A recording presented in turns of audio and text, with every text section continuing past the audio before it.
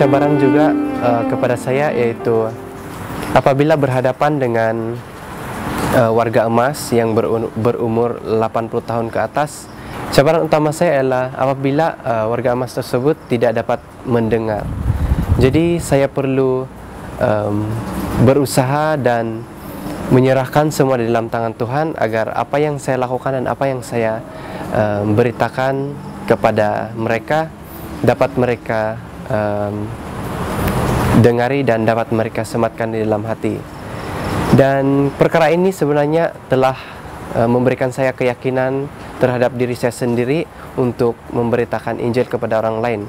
Walaupun sebelum ini saya pernah untuk memberitakan Injil kepada orang lain, tetapi ini adalah sesuatu yang lagi besar kepada saya.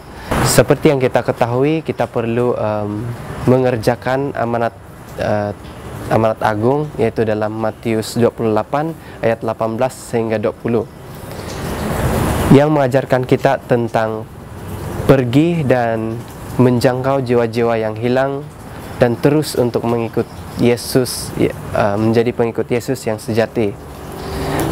Dan juga dalam Lukas 5 ayat 4 menyatakan bahwa kita perlu mengajarkan kepada kita yang kita perlu pergi ke kawasan yang lebih dalam, yaitu ke kawasan yang sukar untuk orang pergi, supaya mereka juga mendengar firman Tuhan.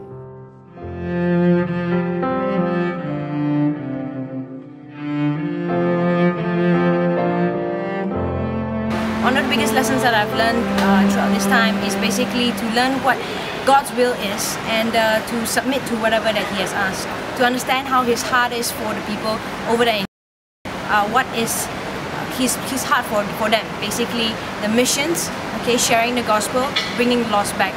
And that has convicted me to be able to share even more so over here in Malaysia, and also to understand whether He calls me further for anything else later on in my life after I finish my one-year studies.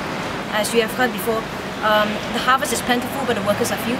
And one of the things is that even though the workers there are so few, yet they willingly serve the Lord, yet they willingly give their everything in order for people to actually come to know Christ, and they have such passion and such desire to see the lost being saved. And it kind of reminds me and brings me to shame as to what we here as Christians are doing. We have such freedom, but yet we don't have that kind of passion to bring people. And this is a challenge for me. What is my call? If God calls me, am I willing to be His worker? Am I willing to step out and go into the field and harvest for Him?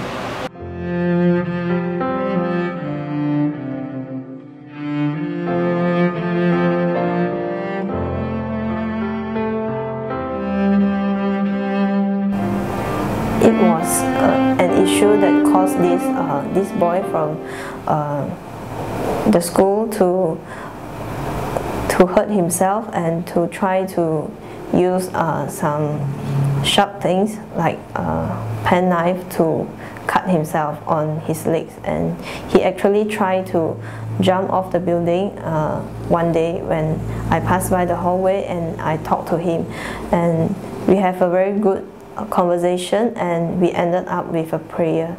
I enjoy a lot every time I have a personal time with some of the students, especially when they talk about their problems and when they talk about their struggles in their studies and in their families. I think there's a need for me to help them, because sometimes they might not think it's easy for them to talk to their parents and not even their friends, and I think the best way is to talk to the teachers. Yeah. What I see from the boy who tried to commit suicide is he started to be more commit in the prayer meeting group. He even volunteered himself to be one of the leaders to lead the prayer group, and he wanted to involve himself in the prayer meeting. And he promised me not to hurt himself anymore, so I was glad that he did a promise, and he really kept to his promise. Yeah.